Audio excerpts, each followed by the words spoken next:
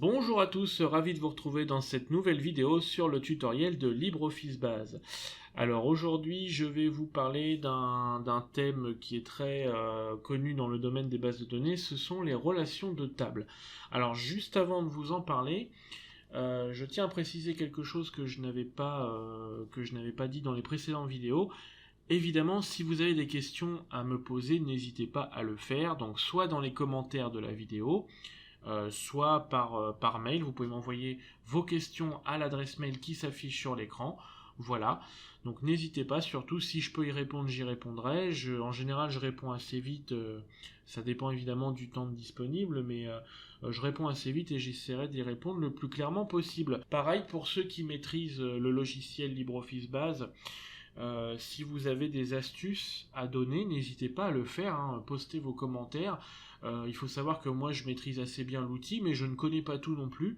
Donc il y a peut-être des gens qui ont des astuces sur des façons de faire différentes des miennes. Donc n'hésitez pas surtout à en faire profiter tout le monde. Voilà. Alors pour tous ceux qui suivent les vidéos depuis le début, déjà félicitations, parce que si vous êtes là aujourd'hui, c'est que je ne vous ai pas perdu en route. Donc tant mieux, c'est une bonne nouvelle, on va pouvoir continuer. Alors aujourd'hui on va parler, comme je vous disais, des relations de table. Alors les relations de table, qu'est-ce que c'est? En fait, ce sont des liens que l'on va créer entre les tables qui vont leur permettre de communiquer et d'échanger des données entre elles. C'est en fait par le biais des relations que les données d'une table vont être récupérées et être utilisées par une ou plusieurs autres tables. Voilà, tout simplement. Alors ce qu'on va faire, je vais ouvrir une base de données, donc là, voilà, j'avais ma base abonnée, je vais la réutiliser, hop.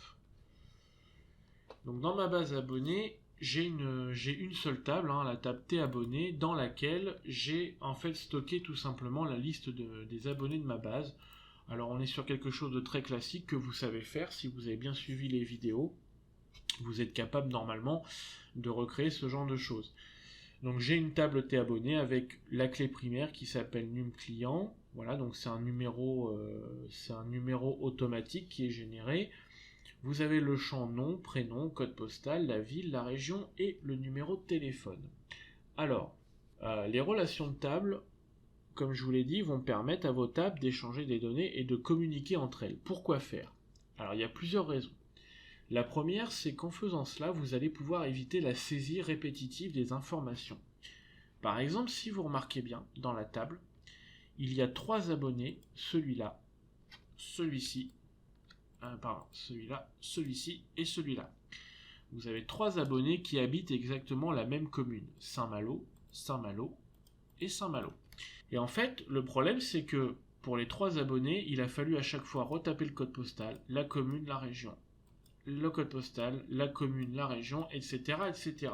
Alors là, j'ai que 5 abonnés, j'ai que 5 enregistrements dans ma table, mais si j'avais eu des milliers d'enregistrements, ça aurait été un peu compliqué. Voilà. Donc, grâce aux relations de table, je vais pouvoir créer justement un lien avec des données qui sont susceptibles de se répéter pour éviter d'avoir à les retaper. Je vous montrerai tout à l'heure par un cas concret comment ça se passe. Ensuite, deuxième avantage des relations de table, c'est que je vais pouvoir accéder à mes données et les trier bien plus facilement. Par exemple, là, si vous remarquez bien, toujours pour la commune de Saint-Malo, j'ai la commune de Saint-Malo qui est écrite de 3 façons différentes. Ici, Saint-Malo, Saint avec ST. Là, j'ai Saint-Malo, Saint S-A-I-N-T. Et là, Saint-Malo, ST- plus loin Malo. Donc là, pour une même commune, j'ai 3 façons d'écrire différentes.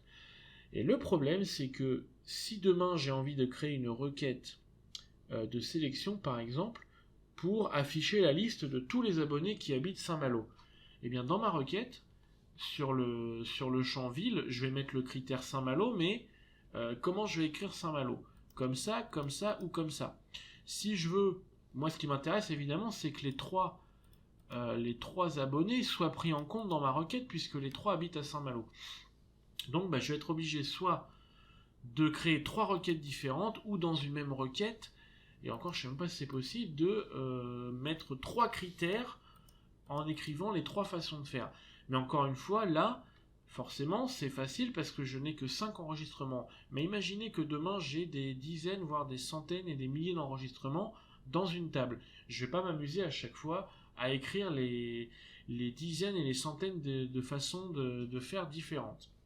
Troisième avantage des relations de table, c'est que vous allez gagner un temps considérable dans la mise à jour. Il suffira de modifier les données d'un champ bien précis pour que tous les autres champs des autres tables associées soient modifiés instantanément.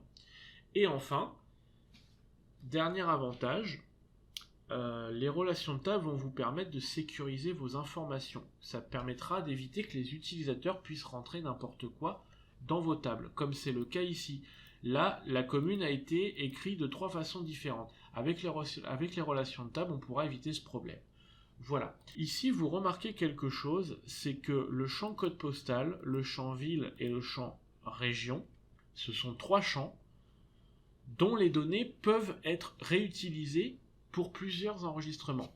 Pour 3 abonnés différents, on a la même ville, Saint-Malo, Saint-Malo, Saint-Malo, le même code postal et la même région. Oups, j'ai modifié sans faire exprès. Les données d'un champ peuvent être réutilisées pour un autre enregistrement. Plusieurs enregistrements peuvent se partager les mêmes données. J'ai plusieurs abonnés qui peuvent habiter la même ville. J'ai plusieurs abonnés qui peuvent habiter la même région. Donc quand c'est comme ça, pour éviter d'avoir à retaper systématiquement chaque donnée, eh bien le mieux, quand vous construisez vos tables, quand vous avez des champs comme ça, qui peuvent se répéter, qui peuvent être communs à plusieurs enregistrements, eh bien le mieux c'est de les séparer et de les créer dans une table à part. Donc là, le champ code postal, le champ ville et le champ région, on va les enlever et on va les créer dans une table séparée. Donc là, je vais éditer ma table abonnée, vous allez comprendre après pourquoi. Donc là, je vais supprimer le champ code postal, le champ ville et le champ région. Et dans ma table T abonné, pour l'instant, je ne vais garder que ça. Et en fait, ce que je vais faire, c'est que je vais créer une nouvelle table qui va stocker en fait la liste de toutes les villes. Puisque, comme je vous l'ai dit, une ville peut être réutilisée par plusieurs enregistrements. Donc, on va les créer dans une table à part pour pouvoir ensuite créer une relation dessus.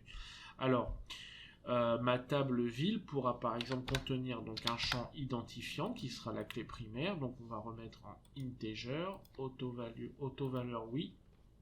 Voilà. Le code postal. Ça sera du varchar. Saisie requise oui. Longueur, on va mettre 10. La ville. Varchar. Saisie requise oui. Longueur, on va mettre 20 et 30. Et la région, voilà, varchar, saisie requise non, on va laisser comme ça. Voilà, donc là, j'ai créé une deuxième table et je vais l'appeler T-ville. Voilà.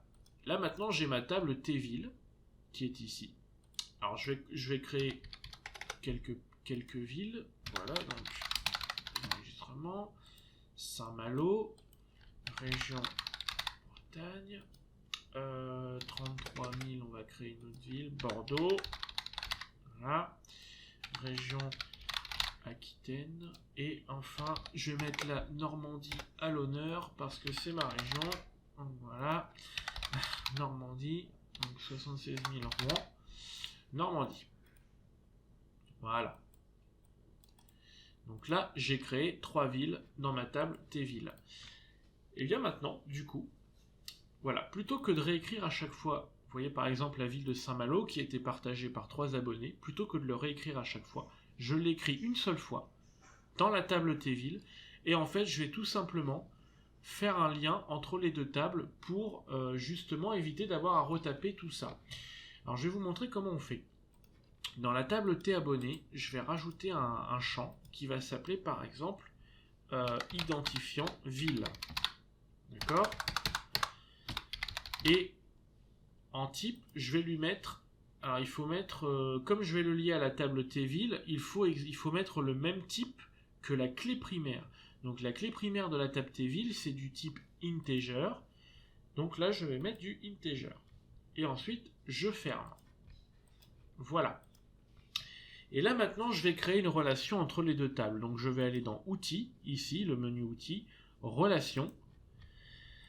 Voilà. Donc là, on vous demande d'ajouter les tables sur lesquelles vous souhaitez travailler. Donc moi, je veux travailler sur Abonnés et Ville. Donc c'est parfait. Donc je vais ajouter les deux. Alors, soit vous cliquez sur la table et vous faites Ajouter. Et la table s'ajoute ici. Soit vous pouvez double-cliquer dessus. Voilà, T-Ville. Je l'ai ajouté ici. Une fois que c'est fait, vous pouvez fermer la petite fenêtre. Voilà. Et là maintenant, j'ai mes deux tables qui sont là et je vais créer la relation. Alors la relation, elle va se faire ici. Comme je vous l'ai dit. En fait, le champ ID Ville de la table T abonné, je vais le connecter au champ de la clé primaire de la table T Ville. Pourquoi ? Parce que justement, ça sera la valeur commune.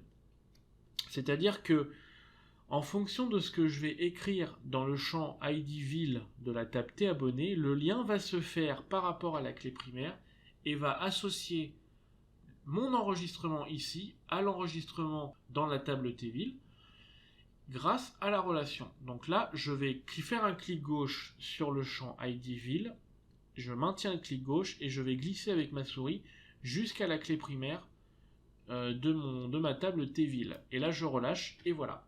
Le lien s'est créé. Et là, j'ai la relation qui s'est faite entre les deux tables.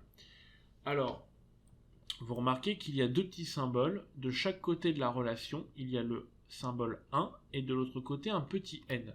Alors, ça signifie tout simplement, le 1 signifie que de ce côté-là, on est connecté à un champ de type clé primaire. Effectivement, là, le champ ID de ma table T-Ville est un champ clé primaire. Et de l'autre côté, ma relation est connectée à un champ qu'on appelle la clé étrangère. Je vais vous expliquer ce que c'est. Et cette clé étrangère est symbolisée par le petit n. Dans chaque relation, à chaque fois que vous allez créer une relation de table, il faut obligatoirement d'un côté que vous ayez une clé primaire et de l'autre une clé étrangère. C'est indispensable, sinon ça ne peut pas fonctionner. Alors, la clé primaire, vous savez ce que c'est, on en a déjà parlé. Pour rappel, c'est un champ qui permet de définir de manière unique un enregistrement. Donc c'est un champ qui ne peut pas rester nul et il ne peut pas y avoir de doublons. La clé étrangère, en revanche, c'est un champ dont la valeur contenue à l'intérieur doit faire référence à la clé primaire d'une autre table. Ici, c'est le cas. Mon champ ID Ville, c'est une clé étrangère qui fait référence au champ ID de ma table T Ville, la clé primaire. Une clé étrangère ne peut pas exister si elle n'est pas associée à une clé primaire. Donc là, ce champ-là existe parce que je l'ai associé à celui-ci. Par contre, l'inverse n'est pas obligatoire. Un champ clé primaire peut très bien exister sans être associé à une clé étrangère. Voilà. Mais l'inverse, la clé étrangère n'existe pas si elle n'est pas associée à une clé primaire.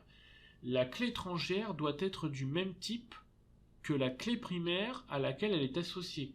C'est pour ça que tout à l'heure, le champ ID Ville, je l'ai mis de type integer, parce que la clé primaire de ma table T Ville est de type integer.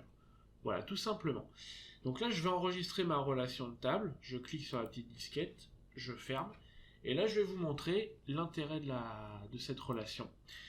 Si par exemple, je vais dans ma table abonné, tout à l'heure, rappelez-vous, pour créer un abonné, j'étais obligé de rentrer le code postal, la commune et la ville, la région. Et bien maintenant, par exemple, si je veux que cet abonné-là soit associé à la ville de Saint-Malo, j'ai juste à rentrer l'identifiant de la commune. Donc je vais dans la table T-Ville, qui est ici. Je repère l'enregistrement qui correspond à Saint-Malo, c'est celui-ci. L'identifiant, c'est le numéro 1, donc dans la colonne ID, numéro 1. Et bien du coup, dans ma table T abonné, sur cet abonné-là, j'ai juste à écrire 1. Je clique sur Entrée, et voilà. Et là, automatiquement, alors vous ne le voyez pas parce que, pour l'instant, on est dans une table, vous verrez l'intérêt quand on fera des formulaires, on pourra justement récupérer des données. En fait, dans un formulaire, vous pourrez justement voir apparaître la ville qui est associée à cet abonné-là. Là pour l'instant vous ne pouvez pas le voir parce qu'on est dans une table et on ne peut que inscrire des données comme ça en brut. Mais sachez qu'en ayant mis la valeur 1 dans l'identifiant, du coup ça a associé cet enregistrement là à l'enregistrement ici de ma table Tville. Donc cet abonné là est considéré comme étant associé à la ville de Saint-Malo. Si par exemple je veux entrer une donnée qui n'existe pas, là vous voyez j'ai 3 champs, 1, 2, 3. Par exemple si je veux rentrer la valeur, je sais pas, la valeur 23 qui n'existe pas, vous voyez bien que l'identifiant 23 n'existe pas. Si je le mets ici sur un utilisateur, là je vais taper 23, je clique sur Entrée, et là j'ai un message d'erreur qui me dit ID ville égale 23, le problème vient d'ici, en fait, tout simplement parce que la valeur 23 n'existe pas. Comme je vous ai dit, la clé étrangère doit forcément être associée à une clé primaire. La valeur contenue dans une clé étrangère doit exister dans la clé primaire.